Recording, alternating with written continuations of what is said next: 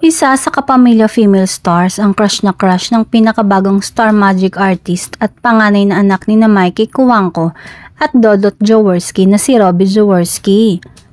Diretsahang inamin ni Robbie na hinahangaan niya si Kim Chiu, kaya naman super happy ito na makasama ang aktres sa pinakaunang proyekto niya sa ABS-CBN. Wala pang detalye kung anong magiging karakter o magiging partisipasyon nito na iikot sa istorya ng Kim Pao sa serye.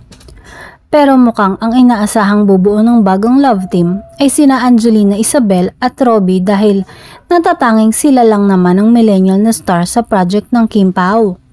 Samantala, ang karakter kaya ni Sam Milby ang magiging karibal sa karakter ni Kim at Paolo? Ito ang unang project na pagsasamahan nila ni Sam Milby, Kim at Paolo, kaya marami na rin ang excited.